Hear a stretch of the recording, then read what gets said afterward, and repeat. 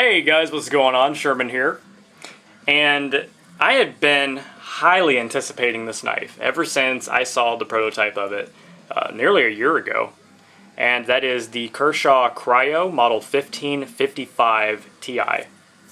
Now don't be confused with Ti, that doesn't mean it's a titanium frame lock. The Ti just means that it has a titanium nitride, or Ti-Ni as you'll sometimes hear it be called, coating.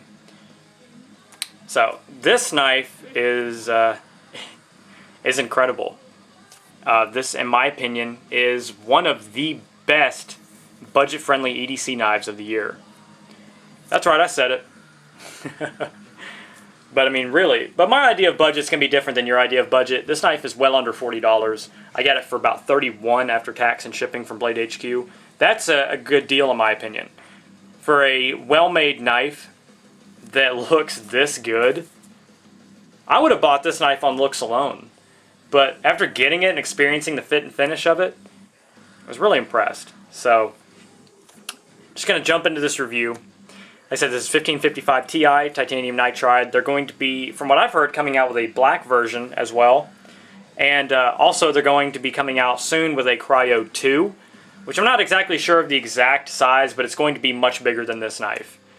So, this is a smaller knife, so if you guys want something a little bit bigger, you might want to wait, if you haven't got this knife already, you might want to wait till the Cryo 2 comes out. But it's going to be identical.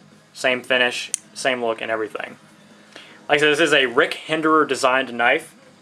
This is Kershaw's first collaboration with Rick Hinderer. Of course, you guys know, the 560 and 561s by ZT, and the 550 and 551s. But if you guys can't afford those, this is a great alternative if you guys just love the look of them. Very reminiscent to Rick's XM18 knife, which is very, very sexy looking as well. It has that same kind of look, feel, lines, and everything like that. So, on a collector standpoint, if you guys can't afford it, like I can't afford an XM18, might want to look into this. Alright, so like I said, I'm just going to jump into this review. Starting with the handle, as I usually do.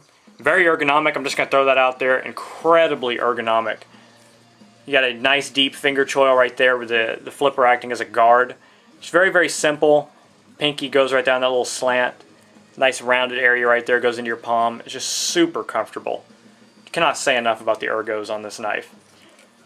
It is thin, but it's not overly thin, so it's not like, it doesn't feel like you're holding, a toy in your hand or anything like that. It does feel really good in the hand. So like I said, it is a titanium nitride finish, which is very, very strong in my experience. I have a Gerber paraframe with a Ti-Ni coating, and I beat the crap out of that knife, and it's held up very well. 4-way positionable pocket clip. So if you guys want tip up, tip down, left, right hand carry, you got it. Very, very nice of Kershaw to do that. It is a flow-through design, meaning it just has these 3 pillars, or standoffs, whatever you want to call them. I prefer saying standoffs. Hourglass shaped, which are very, very nice looking. I like the way that looks. Here again, very reminiscent to the 0560. Very nice. Also reminiscent to the XM18s. So I prefer flow-through designs. It's just very simple and clean looking. I like the way it looks.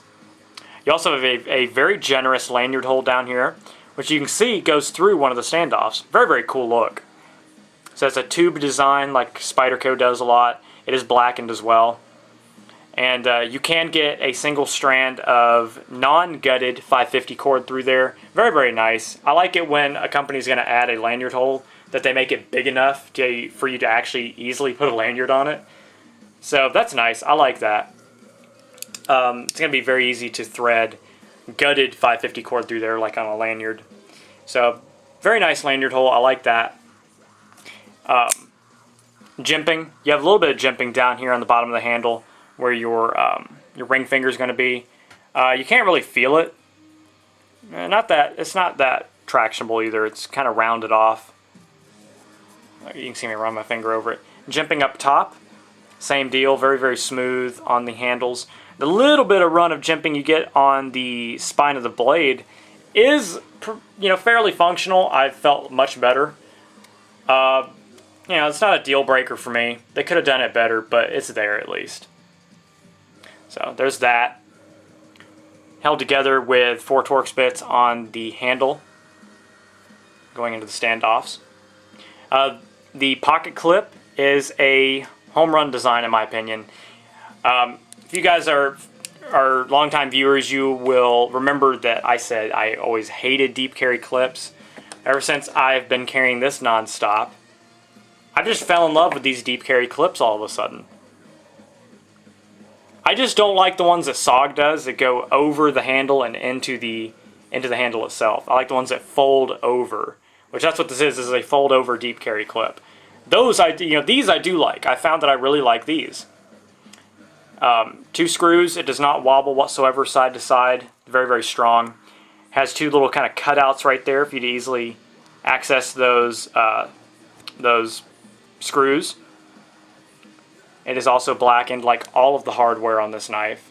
So you get a very consistent coloration of that dark gunmetal tie-nye and black, which I really like. But anyway, clip is very strong.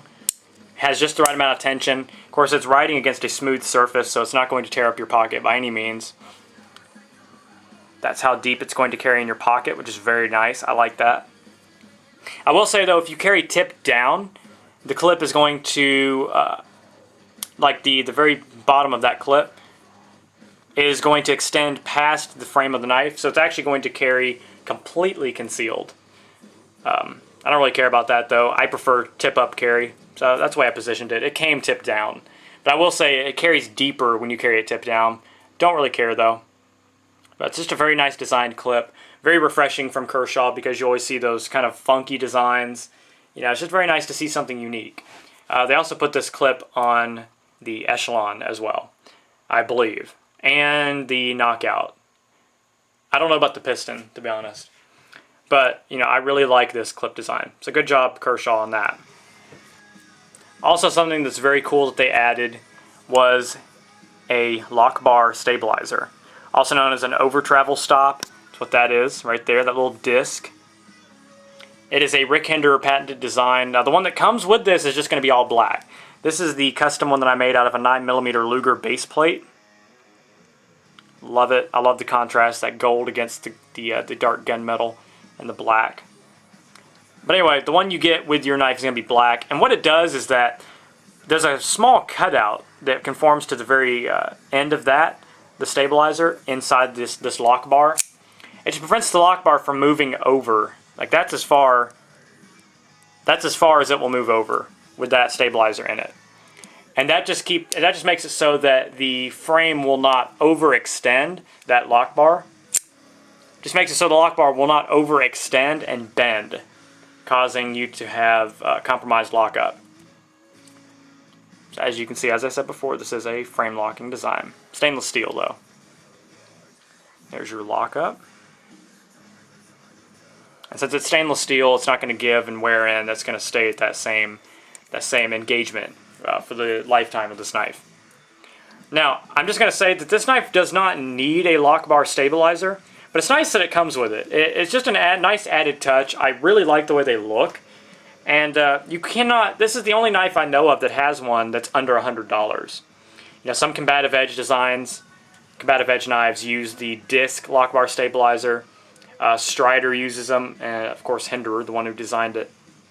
A few other knives as well, but this is the only one I've seen this cheap that has one. So I like that. It's going to give you a certain sense of, not accomplishment, that's what I'm looking for. I mean, it's just an added cool factor that you can get a knife, you know, most people can afford this, and it's going to have that nice little touch. So it's just kind of cool. But stainless steel is harder than titanium, which means this knife needs it because the titanium can bend more than stainless steel can without breaking. So you can actually bend the titanium out pretty easily and compromise the lockup. So the titanium really needs it. Stainless steel, you're not going to overextend that lock bar and cause it to bend. So really it's not needed, but here again, it's just a cool feature. Alright. Speed safe assisted opening.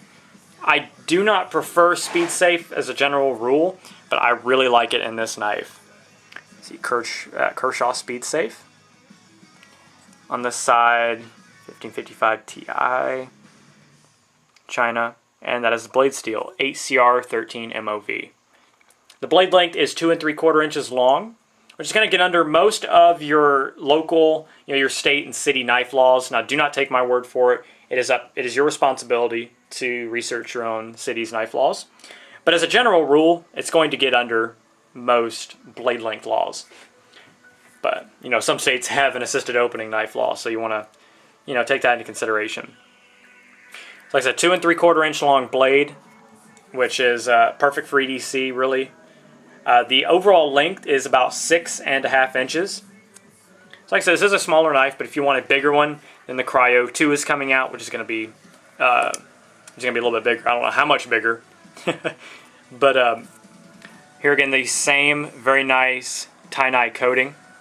Very, very cool blade design. I mean, it's just very simple, yet very effective. You have a nice belly. You have an unsharpened swedge up top, which comes to a very acute tip. Not too delicate. It's nothing like a paramilitary 2. Hollow ground blade. Very, very nice, which is going to make the cutting edge come to a very thin angle. It's going to make this knife very good at slicing. It's also thin blade stock. But I just wanted to show you the similarities in the blade shape. I mean, identical. Aside from the fact of the Cryo is hollow ground, and the swedge on the 560 and 561 doesn't go all the way through to the tip. So it's just a very, very nice blade design, very simple, and it's going to be great for EDC in most of your tasks. The blade is very smooth to deploy. You have a flipper, and you can also deploy it with these thumb studs. I find it easier just to use the flipper. The thumb studs do not act as a blade stop like a lot of Kershaw designs. You actually have a stop pin set into the frame. Here, like I said, it's very smooth to deploy. Mine came absolutely rock solid. There's no blade play up and down or side to side whatsoever. So it's going to be very, very strong. And like I said, it being a stainless steel frame lock, it's probably going to be that strong for the duration of this knife's lifetime. So that's very nice. Very strong design. Now here's where it's going to drive a lot of people away. The weight. This knife weighs 4.2 ounces. That, to me, is not a problem whatsoever.